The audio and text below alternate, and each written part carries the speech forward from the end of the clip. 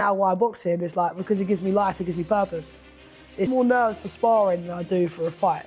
I'm so confident in my preparation. Hard work beats talent, and if you have both, it's great as well. We're a tight-knit family, and that's something that's definitely special about my family. Makes me happy thinking about it really and speaking about it, because it's just, I had a lot to work on. I was very naive to think I was just going to go in there and beat her. That's how I want people to remember the fights and how good they were, not necessarily the belt I won. That makes sense. But you know what is the main thing is just to have exciting fights. I don't want boring fights. I want a few months of just a complete madness, I'd say. Like, being the first female is like, you know, a first stepping stone within boxing itself. Creating that legacy already before even stepping in the ring, that's like groundbreaking, isn't it?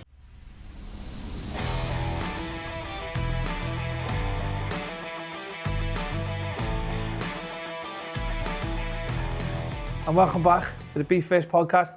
Today's guest, we've got former GB amateur and now professional boxer, Kayla. How are we doing? What's happening? All good? Yeah, all good, mate. Good. Thanks for taking your time out of your busy schedule to come on the podcast. I appreciate it. No problem. So, congratulations. You've just signed your professional contract and you're the first ever woman to sign with Zuffa Boxing, who are taking over at the moment, if you like. So are you allowed to speak about that? Yeah, I can talk about it. Well, I mean, it was mental, really. Like a few months of just a complete madness, I'd say. Like, being the first female is like, you know, a first stepping stone within boxing itself. Creating that legacy already before even stepping in the ring, that's like groundbreaking, isn't it, for me and my family. And yeah, it was a easy decision, really. Like, when it came to it, I had a few offers from other people. But realistically, the exclusivity and like the lone stretch by myself, like the one of one, as I say, like being by myself and being independent, that's what Zuffa give me. And I've always done stuff my way, and that's basically what Zuffa give me, a platform to do that. And yeah, it's sick, really, isn't it? Yeah. No, it is. It is. So works hand in hand for you and Zuffa. Yeah. Well, like me and Dana will be like charging through the gaffs. Do you know what I mean? Anywhere we go, London, America, wherever, we'll take over, and that's it. Yeah. Oh, perfect. Exciting times ahead for you. Yeah, it'd be sick. And that's present day, but if you can take us back to the start a little bit about where you grew up and how you got into sport you love. Yeah, well, grew up near Loughton, me and my mum at home, and my siblings moved out when I was about, I think I was at like secondary school, like. But yeah, it's quite a big family, to be fair. It's me, my mum, my sister, my two brothers. I'm the baby of the family. I was a very sporty kid. You get away with everything then, being the baby? Get away with everything a little bit, but I always got like beat up if I was in the wrong or whatever. Do you know what I mean? My brother used to be like just shut up, like little bits like that. We're a very like sporty family. We're all lovely, like, do you know what I mean? Like, we all get along. We're a tight-knit family, and that's something that's definitely special about my family. Makes me happy thinking about it, really, and speaking about it, because it's just, we're very tight-knit, and like even like this deal and stuff like that, they're all very like just proud of each other. Do you know what I mean? Like, the work's not done yet, and it will never be done, but it's a good start. Do you know what I mean? 100%. Yeah. But yeah, I'm a very sporty kid. I was a bit chubby when in primary school, and got bullied for being fat a little bit. Lost a bit of weight during like the first couple of years. I put it back on playing football, really. I signed my first like contract properly for Millwall FC. And then when I was at 17, obviously COVID hit, and then it was like 2 phases of COVID when it was like a Nando's tier with the second phase. Do you remember that? Yeah. It was like that. And then I started learning how to box during that second phase, and got a bit of a YouTube video up with like Mayweather, like Mike Tyson, all these like old boxers. I used to just AJ even, just watching old boxers and present boxers, and just started learning how to box and how to throw a jab 101, backhand, left hook, and then, all that stuff, really. And then just started doing that for like a few weeks, and I felt I was getting quite good at it. I was losing a bit of weight doing it as well. Then I went down to my local boxing gym I think it was in Chigwell, RJ's, and then Sam Gilly took me on the pads, and I hit him with a 1-2, and he went, "There's no way you ain't boxed before." And I went, "I haven't boxed before. I don't like this. Is like, honestly, I've been learning in my back garden by myself. I'm just self-taught." And he went, "This is an absolute joke. You're gonna be world champion." like work my way to be a world champion. Then from that day, I just started just going ham in the gym, basically, just like giving 110% every time. But football's your sport. That's what you started off in. Yeah, I started off that. So football. when I was like 9 years old, I definitely took it seriously. I played in the old Spurs ground, like the proper old one. White Hart Lane. Yeah, White Hart Lane. Yeah. Before obviously this big new one came about. So I played there from 9 to 11, and then I left there just because of reason. I think it was like lack of funding again from the younger, the younger sport. And then went to Leyton Orient. Played there for a bit, done a little bit of local Saturday League at Colebrook Royals and stuff like that, and then went to Millwall and then got picked up, and then I was going to do that. But then obviously things change and things happen, and boxing found me and I found boxing. So what was it, COVID that stumped you football? Yeah, COVID, yeah, so it was like a lack of funding basically. Oh, and that as well, so yeah, lack of funding in it. So my mum was a single mum at the time, and obviously asking her to pay a whack for it is just not acceptable, like it's not happening. So I was just like, I'll give it a bit, I'll basically box and learn how to box to lose weight and then go back to football. That's what my original plan was, and obviously look at me now. Do you know what I mean? Like it's a complete different turning point. But listen, I love boxing. It's literally, you do it for yourself, and that's something that's always said, but it's true. Like you're an individual and everything you put in, you get out. Everything 100%. you work hard, you get up early in the morning, you do that. In a team, realistically, it's not seen. Maybe 1% is, but with boxing, 100% everything's seen. Everything's seen under the lights. All the hard work's put in the ring, and you get all the rewards for it, and all your team as well. So 100%. So you sort of part answered the question I was going to ask. Why boxing? And was it because you wanted to lose a bit of weight and just keep you sharp for football? Yeah, or did you just where did that interest come from? Why boxing kind of came along with when I was going on with it, if that makes sense. Like, why boxing at the start would have probably been to lose weight, and then when I started getting good at it, why boxing was because it kept me on the straight and narrow away from trouble. Yeah. That was what it was for. And then now it's just like, you ask me again, now why boxing? It's like, because it gives me life, it gives me purpose. It's a lot of different answers, but it's always progressed as time goes on. Because it's changed, it's the reasons changed behind it, why I do it. Now it's just provide for myself, provide for my family, and then give myself the life I never thought I could have. That's why I do it, and that's special, do you know what I mean? It's good. And then I look back at this in a year's time and think, wow, I've come far, and I've come far for now, but like it's just a start. Yeah, but you've also made history without even beginning your pro career by being the first female. It takes a lot. It's a special person to do it. 100%. If you think, like I said at the start, Zuffa are sort of coming and taking over, and they're taking the big and best talents. They could have picked anyone, any female. They could have picked Katie Taylor's last fight, or whatever, and they picked you. So that's massive for yourself. So you started off, and you said you went down RJ's with Sam Gilly and Rod and his team. Went on the pads with Sam, and he was like, something special about you. So then, where did you progress from there? Did you box for RJ's and there? So I did a few white collars there, made a bit of money. I bought my first car with that. No way.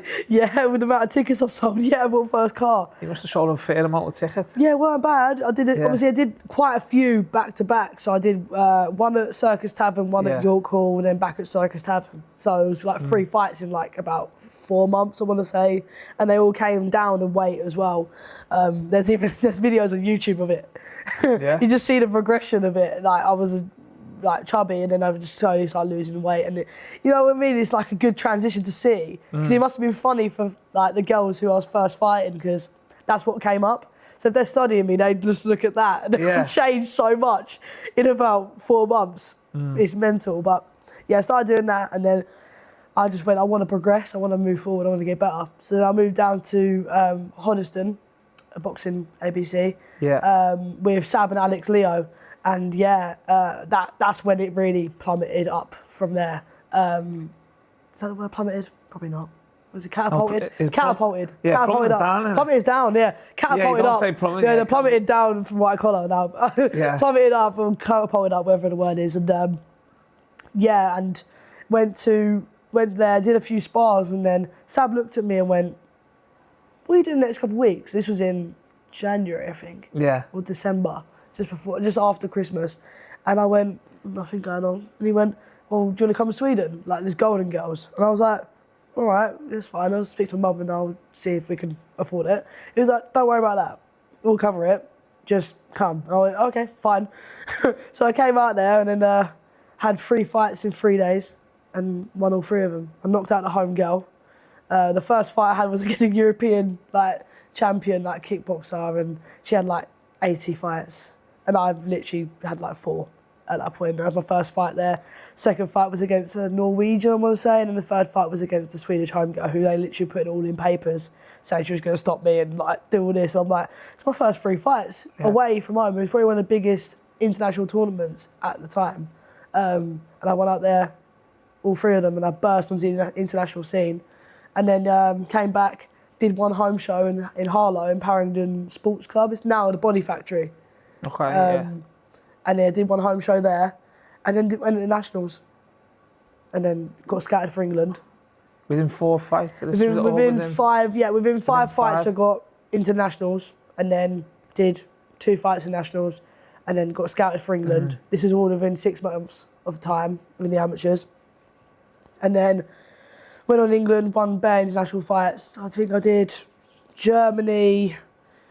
So many. We went into India training camp, Tenerife training camp. We went everywhere, and this is all I quit my job for this as well. So I did a degree apprenticeship after school. What was that in? That was in construction. I was doing quality surveying. Okay, yeah. And I was moving around just different, different stations really, quality surveying, site management, all that stuff. And I quit my job within 3 months of my job. I went, I can't do this. I want to dedicate my time to boxing. And I went home to my mum and went, give me a year and I'll make some money out of this, I promise you. And she was like, okay, do it on for a year. You've got time. And then within 8 months, I got on England, then on GB. It was just insane. But yeah, England then obviously gave me a little nudge to go on GB, have the trial for GB. Then I got on GB doing that. And then same happened on GB really. Within the first couple months, I got sent to Madrid for a little Spanish box cup thing. And then won all my fights out there. Went to Tama, won all my fights out there, and I basically went on a gold streak for a month with GB. And then won the Europeans, won nationals that year as well. And turned over this year. Are you still currently the European champion? Yeah. Technically, yeah. Yeah. Because the qualifiers going on at the moment, aren't they? So that's the youths. Going on? Oh, that's the youth. Yeah, youths are on right now. But the European Championships were November last year. Yeah. So yeah. Technically, I'm still reigning. Yeah. They're going. I think GB are going end of this September. This September they're going, and obviously the under-23s are in November again. So it'll just be recycled basically this year. Yeah. Do you reckon they'll invite you over there? Did they do anything like that? Or? I don't think so. Nah. It's amateur boxing, isn't it? They're not really interested in that. And also, it's world boxing now, so they're not really into that. IBA are. They're a bit more social media-y, aren't they? But I think world boxing typically are a bit more reserved when it comes to social media. So that's a bit controversial because obviously people want to see amateur boxing, but there's not really much promotion at the moment, and that's a bit of a shame. Isn't Golovkin behind? Yeah, world boxing. Yeah, he is. But obviously, I think with having names like that, it gets people attracted to amateur boxing. But then they're like, well, where's the live streams? Yeah. I mean, where is it? Where's the coverage? And that's where it's a bit of a hit and miss with boxing. Well, I think the Commonwealth Games that were just on, I think TNT, didn't they have the right to that? Yeah, you have to pay for it. You have to pay for that? Yeah, it's not Freeview. It should be free, It kind of draws away from the sport a little bit. Massively, and it makes it feel like it's pros when it's not. It's it's kids achieving their dreams, do you know what I mean, realistically, and adults as well. But it definitely takes away the love for it, definitely. Nah, you know? Yeah, when people are trying to make money out of it. And also try to promote themselves. We all know boxing is literally about promotion now. Yeah. You have to have a big social media and you got to be unique. If you're not unique, you've not got anything special, you're just coming from the ground up. You need to work on your social media, you need to build yourself. And obviously, starting with amateur boxing, it doesn't help that there's no promotion and there's nowhere to start. You got to be out there, and it's people have to get a pat on the back for being out there and getting the promotion they deserve because they do it themselves. Do you know what I mean? Has anyone compared you to Fabio Wardley yet? In terms Yeah, of they your have. route, yeah? Sky, when I was on Sky, they did. They just said, like, I did all that. But I was like, yeah, I did all that. But then I also did the amateur stuff. I'm yet to do the pro stuff. Yeah. When he was rising up, you know, heavyweight boxing is like, I always say this to everybody who doesn't know boxing. Heavyweight boxing is a different sport. It's a completely different entity. Like, you can just rise quickly. If you just keep knocking people out, you'll just keep going. Whereas in like any other weight, it's not really like that. No. You kind of got to go through the levels. You can't just be a white collar boxer and then be a world champion. Fabio's situation is so unique. Do you know what I mean? That's not happening again. No. But yeah, like or Deontay Wilder's. Yeah, or just that. One punch. Just one punch. You have to be unique. You have to be special. There's got to be something about you to do that. Do you know what I mean? You can't just step on the stage like a boxing ring and just start knocking people out. It's not happening. Do you know what I mean? But yeah, no, I've been compared to him a few times. Yeah. Yeah, just because you got similar sort of journeys where he started off white collar, you started off white collar. Yeah, well, I've been compared to it on Sky and a few podcasts I've done and interviews and stuff like that. It is the same, yeah, but obviously I did the amateur stuff as well. You know, and he's a world champion. Like, both of us are a bit different, but it's the same. You know, it's the same. Hard work beats talent, and if you have both, it's great as well. Do you know what I mean? I've got both, so that's, you know, happy days. Yeah, definitely. Yeah. Definitely. So you boxing for England, still under the Hoddesdon and Leo's banner. Where were sort of the best places that you boxed, or the toughest places that you boxed? Toughest box. Okay. Yeah, I'd probably say the best place I've boxed is definitely like India and that. Yeah. India training camp was sick. That was definitely like a time. It was hot, that one. It wasn't hot. It was cold. Was it? Yeah. I was with. I just don't think. I think was Demiji on this podcast. Yeah. I went with like Demiji, Terry Naylor as well on the podcast. Yeah. Right? Yeah. There's like loads of England boxers. Like me, Fred Pullen, like Beth Walsh, Viv Parsons. We all went there. Yeah. It was brutal. It was like they all told us to wrap up, put sun cream on, all this, and we got there. It was freezing cold. We had no coats. Snowing. It was snowing in India. No, it was freezing. It was like in Feb, and it was freezing. Weird, and I've always been told it's hot. It's really cool. All year round, it was just brutal, basically. Like, it was just, the air was so thin, humidity was crazy. But like the sparring was sick. Like, I sparred like a 75 kilo Olympian, 70 kilo Olympian, and obviously at my weight, 65, I sparred her too. But it was just brutal, you know. But it was good. I liked it. I did really well in the rounds, and it taught me a lot, because obviously that was very early on. Like, that was only at the start, really. That was like 10 months into my journey, and I was already sparring Olympian, so it was a big jump. But you know, I did like amazing, really, from where I came from and just starting. Yeah. Just whacked myself in there, and I've done really well, and you know, it's a testament to myself, really. And then the other place, where did I go? I'd definitely say the first tournament with GB was like a surreal moment, definitely. In Tama, that was my second tournament, sorry. I fought the Brazilian. That was probably one of the best fights anyone's ever seen in amateurs. I've got people coming up to me after saying that was one of the best fights I've seen as an amateur, just as a girl. Do you know what I mean? It's just insane. And all three of my fights were sick. I did really well out there, and it was really cool to get 2 gold medals within a month. That was an achievement in itself. And then, I'd definitely say Tama and then India were my 2 favourites, and toughest as well. Yeah. So boxing must be in your blood somewhere. Something must be going on, but... Or you're just born gifted? Maybe that, because there's been no boxing. Good footballer, and then... Yeah, there's been no boxing in the family. Only football in the family. Football and cricket in the family, that's it. And golf with my nephew, but that's literally it. Yeah. So then it just must all boil down to you then as an individual. I think it's hard just... work pays off there. Hard work pays off, and just the skills to have it. Do you know what I mean? And also just to be able to just lock in no matter what I'm doing. I've always been the best at what I do, and I won't stop really until I'm there.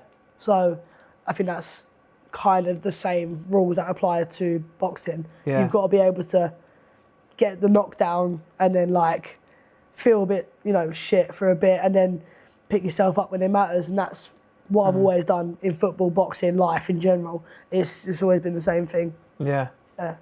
So you've been through 2 phases in your boxing career. The third one's to come in September with your pro debut. But how was your white collar debut versus your amateur debut? White collar debut was actually nerve-wracking because of how many tickets I sold, and It was more just like, I mean, I didn't really know what I was getting myself into, if I'm being honest. Like no head guard, small gloves. Do you know what I mean? And it was like my first fight, so I'm thinking, Jesus Christ, like it's a lot. But I mean, it was more the build up to it, like, the actual selling of the tickets and stuff like that. Like I'm giving the people this like ticket, I'm thinking taking the money off it. I'm like, oh my God, like, this is like bad. But I'm like, but now I'm like, obviously that was like my first like 3 months. I didn't really understand what I was doing, to be honest. But yeah, it's definitely like nerve wracking. But like low key now, I don't have really any nerves. I have more nerves for sparring than I do for a fight. I'm so confident in my preparation to the point where I don't, frankly, care who's in front of me. I'm just getting in there and doing a job. It's very like sinister, I'd say, like in fight night and stuff like that. The 15 minutes cut off time I'm in, that's where it gets. So why did you get nervous with sparring? What? Nervous for sparring because I just want to be able to just show what I've been training for. Oh, okay, yeah, but it's more, what I mean? Yeah. It's more like for my coaches, for myself, like. Yeah, like I always do well, like Alex and Sam, I always do well, but like for me, I want to do well for myself, do you know what I mean? And then that's like, in sparring, that's where it counts a little bit for me. It's like, you can see when you're peaking, and even in training, do you know what I mean? If you have a shit day, it's okay. Yeah. But like, I'd rather not, basically. 100%. Yeah. You know? But I'd rather have a terrible spar than a terrible fight on the night. Yeah, do you know what I mean? Yeah. So, yeah. And your amateur debut, so you obviously didn't have to sell tickets for that. You just asked people to come along. Yeah, my amateur debut was fine. Because obviously I was alone in Sweden by myself. So... Oh yeah, sorry, you was in Sweden. So I was in Sweden, so my first fight was in Sweden, so I had no pressure. I was going into the Lions Den in really, so I had no pressure on my shoulders. And that's how I've walked into every single fight hereafter, because I've just been performing my best when I'm relaxed. When I get myself all tensed up and aggy, it doesn't work for me. I'm a chill person. Yeah. Until it gets into that point, and I'm not. But that's a switch. But yeah, no, the first amateur fight was quite good actually. I enjoyed it. It was at midnight, like 11, I think, 11 p.m. in Sweden. My family stayed up till like midnight because there's an hour difference. Yeah. And it was so late, I just couldn't give a shit from memory. Couldn't care less. But what the result? I just want to go to bed. Like I was like, I did have to really make weight because I was a bigger weight class at the time. I was at 70 kilos. But I was like, this is so late. I'm like, this is ridiculous. I did something again. That's why when everyone was moaning, like up GB in England and stuff like that, when we're boxing late, I was like, my first fight was at 11 o'clock. I do not care when I'm fighting. Like, it is what it is. Do you know what I mean? Yeah.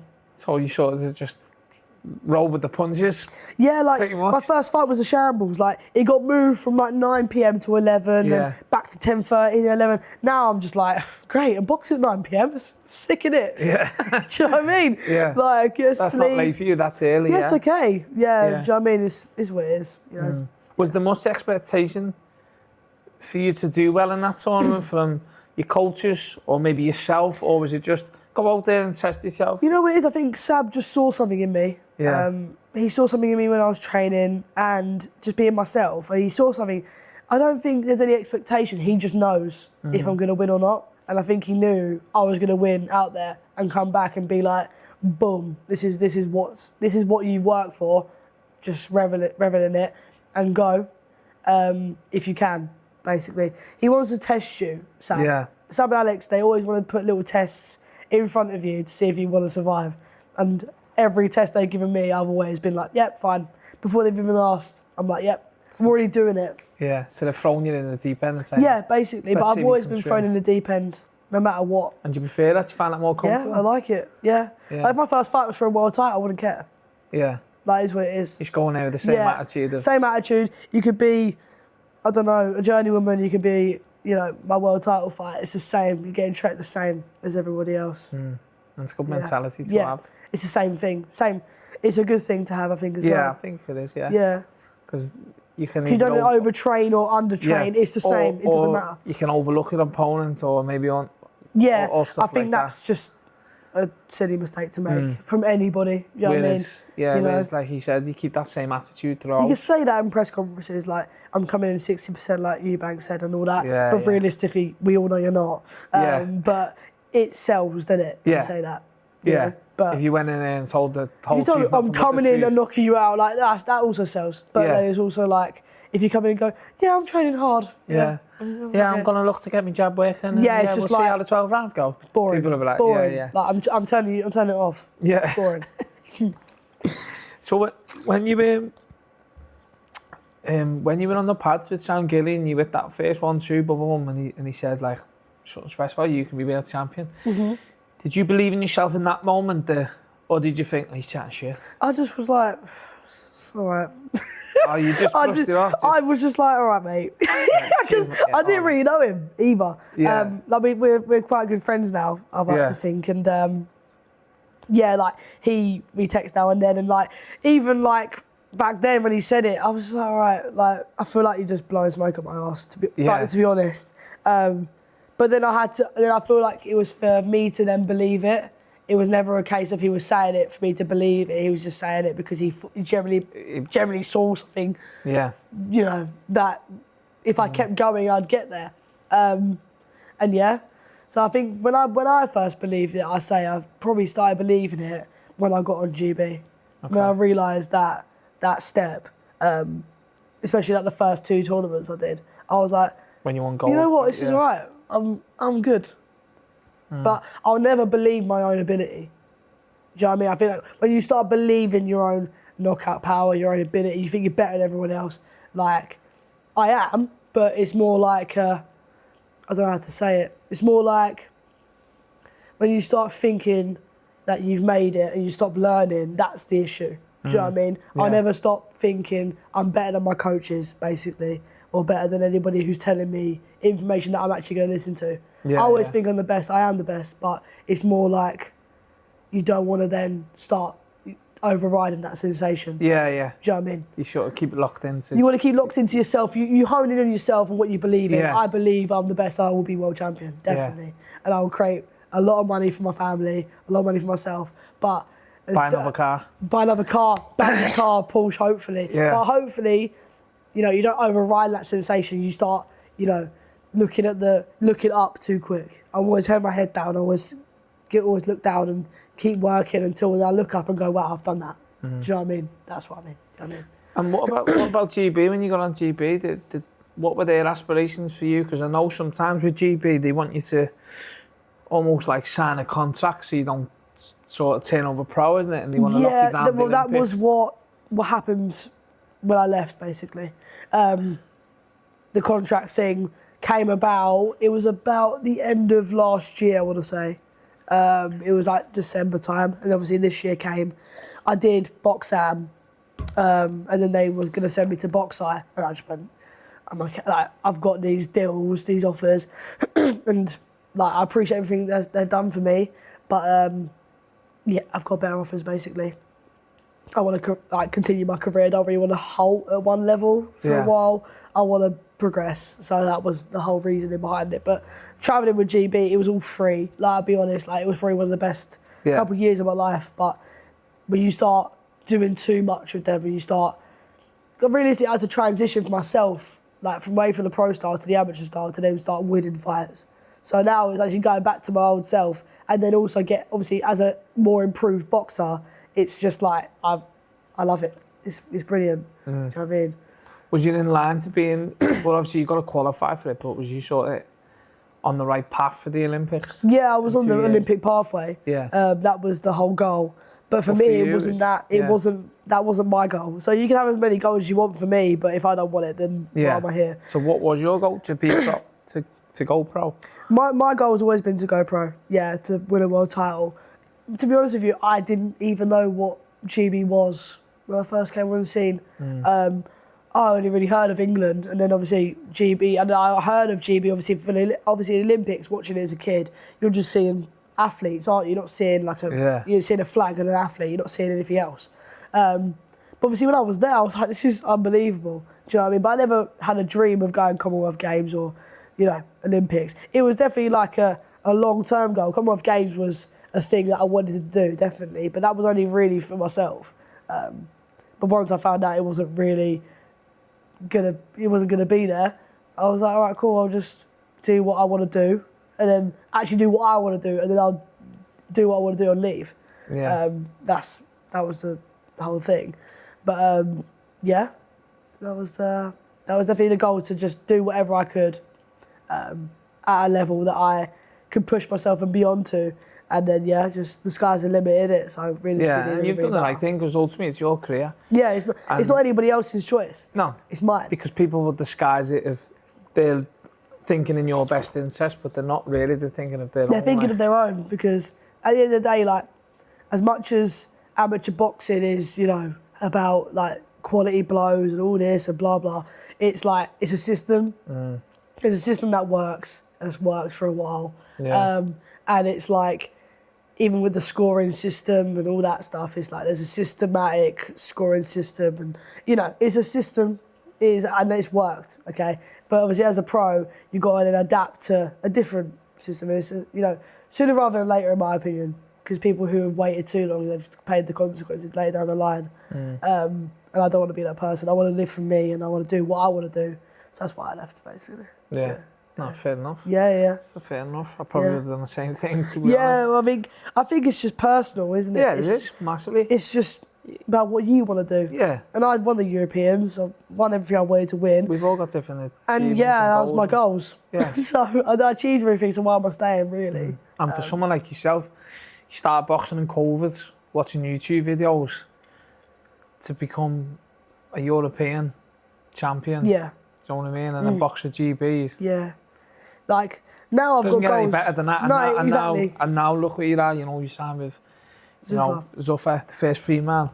Yeah. So it's massive. So even just getting in the ring's like a little goal for you. We all have different goals and dreams, and there's nothing wrong. Yeah, like people's goals are to go to London and work a 9 to 5. My goal was to punch someone's head in. Do you know what I mean? It's and get paid for it, yeah. Yeah, exactly. Yeah. It's a no-brainer, but yeah, it's definitely personal. Like, when everyone tries to like compare you to other people, it's like, someone left because of that reason, but I left for my own, and that's what's special about my reasons why I left, because I left before everyone else really did, because I wanted to do my own path.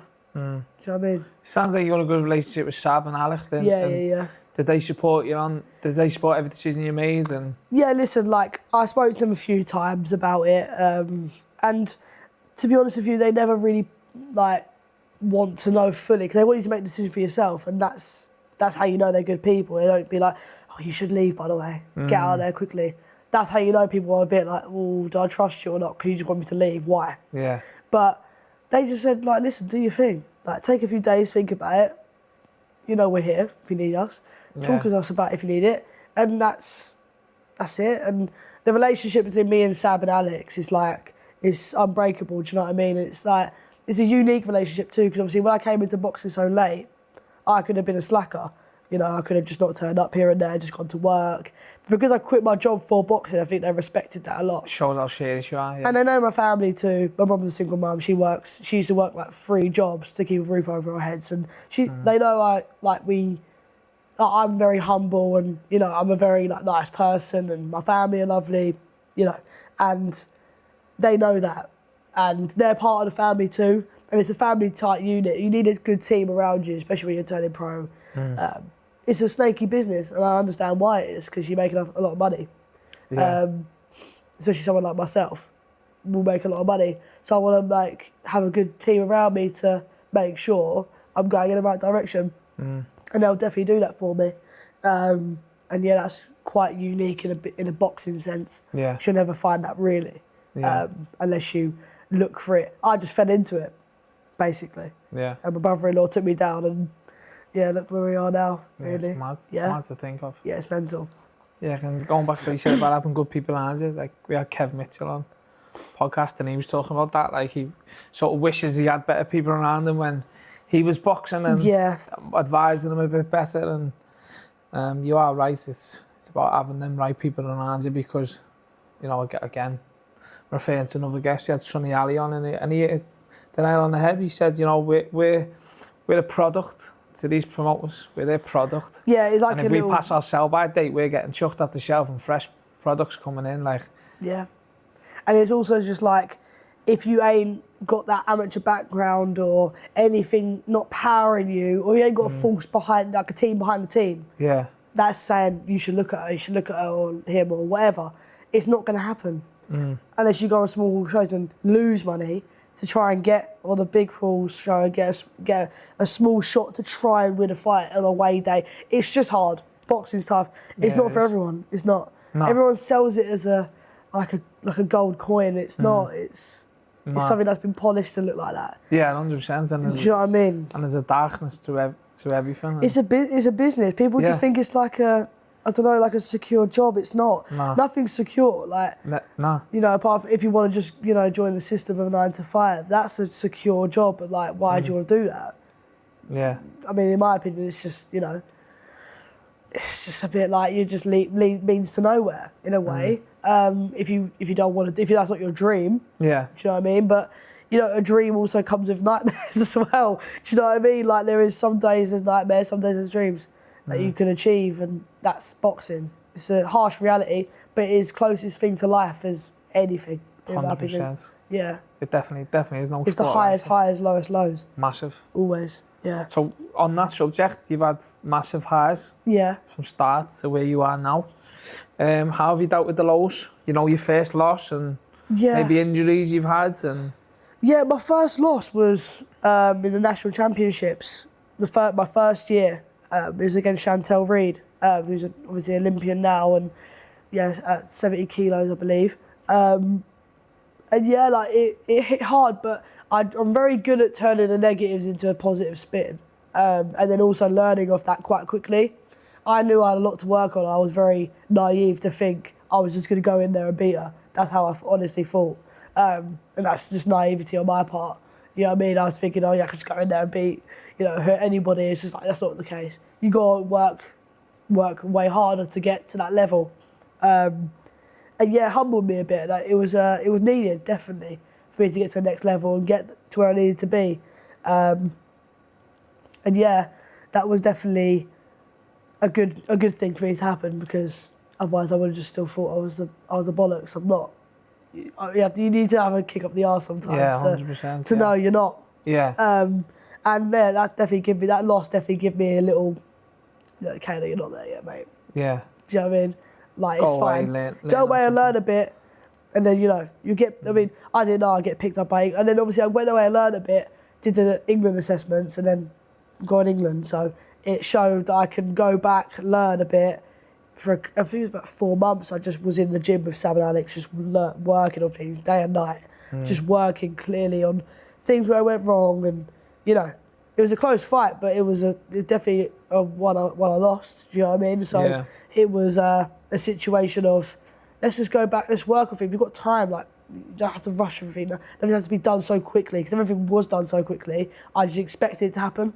Yeah. You can't expect things to happen. You can't just wait for it to fall in your lap and be like, yay. It's like, you need to work for it. Do you know what I mean? And that's what I did. I went away, I did it, and I still do now. And that's probably why you're in the position you are today. I always tell people, L doesn't stand for a loss. It stands for learning. And that's in any sport, really. Yeah, I mean, if you lose in football, even when I've lost, it's like, it's not a really loss. Like, you can still win the league. Yeah, you still win the league. You just go away and you learn from your losses. Yeah. And that's what I did. I went away, learned from my losses, and won it next year. Yeah. Do you know what I mean? And then I'd had a mad year, and that's testament to me working hard and getting things right where I got it wrong previous. Do you know what I mean? All your mentality in it. Yeah. Mentality to put that in of, right, where did it go wrong? You probably hurt for the first couple of hours, maybe day, but then it's just go back to work now. That switch of let's just work on things. Let's correct all the wrongs, and go back to the drawing board, and just having a good coaches helps as well. You know what I mean? Like to look at the situation from a different light and not be biased to it. Do you know what I mean? Going back to Sab, did you mention you were coming on the podcast today? I did. What did he say? He said he needs to come down and do one. Oh, mate, I've had him booked in for months. Yeah, months. I feel like when he comes down, everything could just be spilt. Yeah. I think boxing will change forever if you get Sam Leo down. That's what I think. I think he's holding off. So I had him booked in November. That was actually my fault. He said last year he was going to come on. I was like, well, okay, I'll come down and watch it. Where is it happening? Oh, I'm not going this year. I'm going next year. I'm like, oh, so I think, I had him booked in, and I think I was actually, I don't get ill, and I was actually really ill, and I couldn't do it. And then I was in Germany with work, and I had them booked in. I was literally on the way back. And I was doing all the... Waiting, he's like, nah, sorry, mate. Yeah, and then I was on the way back to having back, You and will he catch him, messaged me. because now I've come on, he will have to come on. Well, what my plan is, and I'm giving it away because he's going to listen. What my plan is get as many of his boxes on as I can before he comes Get like on. George Crotty, Dylan. Well, yeah, I've Dylan asked Abisi George on. and all, yeah. Yeah, who else is there? Andre. Yeah. Yeah, get all them on. Yeah, and some of his old boxes, and just get... Yeah, Leo Wood, Harvey Orris, all that lot. Yeah. And then say to him, look, all these people in on Sab, you've not been on. Yeah, no, I think after me, he'll come on. Yeah, nah, look, I'm not, 100%, I'm not taking it personally. I appreciate... No, to be fair, he's proper busy all the time. That's what I mean. And, but he will come down, he is free. Yeah. But yeah.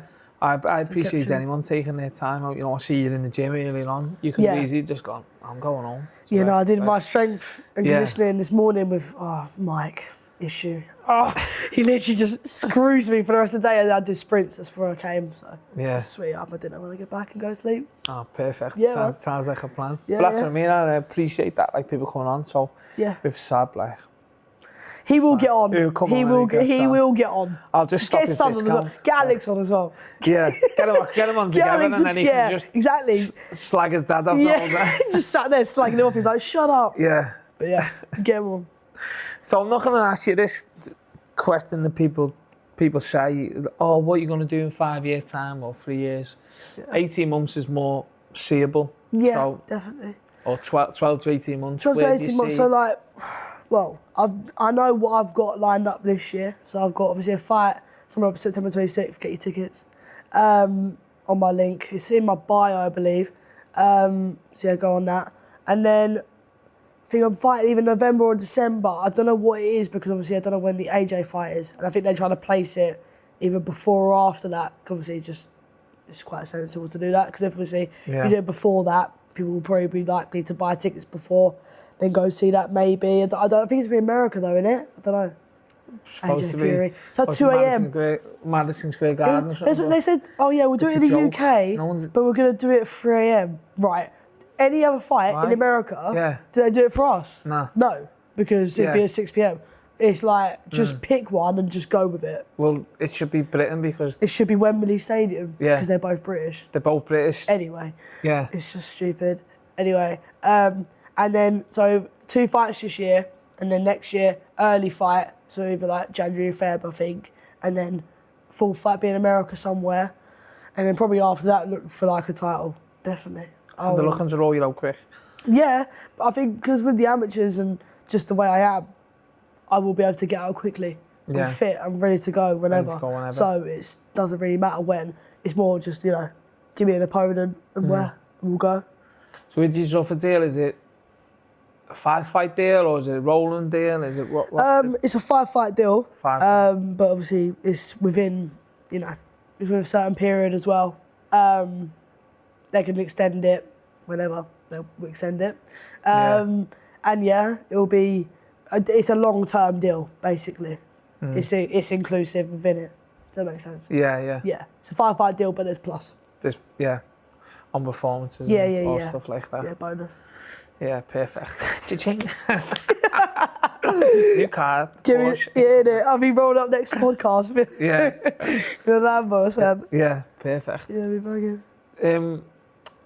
So, my mind's gone blank because I can just see you driving up in the Lamborghini, so it's free me. I'll be honest, it's just free me. Because I can see your smart car out there. You know what? It's actually a nice little car, that. Yeah, loads of people have them. Yeah, it's a smart. It's got 4 seats. Oh, is it one of them? Yeah, smart 4x4. So it's got 4 seats. Oh, that's all right. Yeah, it's got like an orange interior. I really want to scrap that and get black, but I mean, it came with a car. Yeah, came with a car. I do want to. Talk about Porsches. Anyway, I do want them boots though. Them black and white ones. Yeah, I need them in my life. The high KOs? Yeah, the top ones. I need to come back in and get them. Hopefully we still got your size. They flew out. Well, they're 8s. You sold out. Oh, 8s. Off the top of my head, properly. Shit. It's fun. I need either all white with black or black. Yeah. After this, we'll check. You can steal a bit. Yeah, go sweet. That was the question I was going to ask. So now you've achieving that goal in September of becoming a pro within the pro ranks is obviously your ultimate dream to be world champion? Yeah, world champion, undisputed, all that. Undisputed. But you know what is the main thing is just to have exciting fights. I don't want boring fights. I want people to remember the fights and how good they were, not necessarily the belt I won. If that makes sense. I think that everyone's getting a bit like over their heads about a belt. I don't give two shits about a belt. If I'm being honest with you, I want to have a good career and I want to have a really good fight with someone and bring entertainment and make a lot of money. That's basically what I want to do. That's what the pro's for. I want to like tell my kids, grandkids, even my nephews, nieces and nephews, my family, that fight was honestly unbelievable. I want people to say that we'll walk away from the fight and go, that was sick. That's what I want. No, perfect. Yeah. And the training of being a pro, is it obviously different to the amateurs? How you finding the transition? Or it's is GB brutal regardless. Yeah, GB 3 times a day. Anyway. Yeah, it was like 3 times a day, wasn't it? So it's low-key the same thing. Like now it's just longer. I do 2 sessions a day, Monday to Saturday, and they're both long. Yeah, I mean, yeah, it's just a Sunday rest, you know. And yeah, it's more sustainable doing it that way. I think 3 sessions a day is a bit killer. But obviously as an amateur it's a bit different because the length of the sessions ain't as long. Yeah, but the short boxing sessions are like the technical sessions in the gym. When I do them, they're like an hour, you know what I mean, an hour and a half. Whereas before it would have been like a short, snappy half an hour. Yeah. As an amateur. Do you know what I mean? It just changes. And also just, you know, when you get an opponent that you're working towards, the game plan obviously gets put in like subconsciously through the trainer and all that, you know, and scheduling and stuff like that. But yeah, it's pretty much the same for me. Just 110% every session. Yeah. Yeah. The best way. PBs, all that. That's it. Yeah. Got to beat yourself. Yeah, exactly. Yeah. You hear this a lot. You hear this a lot within the amateurs that fight like a pro or whatever. Did you have that in your amateurs? And I just my fight like I style's fight. more suited to a pro. I just fight like I fight. Yeah. Yeah. I mean, I hear people say that all the time. I'm just like, okay, just I've got obviously the different styles. Just say your style. Do you know what I mean? Like, I never change my style. Like, I'm winning my fight regardless. Even if I lose, I'm happy with my performance. In the amateurs, you take it because there's dodgy decisions all the time. Dodgy decisions in pro boxing too. As long as you win your fight, in my opinion, I always win. If I perform my best, I win. Yeah. Simple. Perfect. Yeah. Well, Kayla, thanks very much for coming on. Thank you very much. Podcast. I really appreciate you coming on, taking time out, and it's been great to listen to your story from start to where you are now. And we wish you all the best in September, taking over the women's game in Zuffa. Yeah. Oh, perfect. Sell out hopefully for you. Yeah. Having a few VIP vault and all that, you know what I mean? 100%. But yeah, I think there's a few left. I think there's like 30 left. So be quick. I don't know when it's coming out, but Friday. Yeah, Friday. So they've got if there's any remaining tickets, then be my guest, but there probably won't be. Yeah. Perfect then. Okay, thanks again. Thank you. Cheers. And guys, really hope you enjoyed that episode just as much as I did. If you don't, give us a nice rating whenever you pick up your podcast. Like and subscribe to our YouTube channel at Be First Podcast. And biggest thing, like Kayla said, grab your tickets for their fight September 26th. Yeah, on a Saturday. Yeah. Definitely grab your tickets for that. And obviously give it a follow on social media. You know, follow her journey and look back at her previous bouts with England, GB and things like that. And yeah, cheering on just as we will be.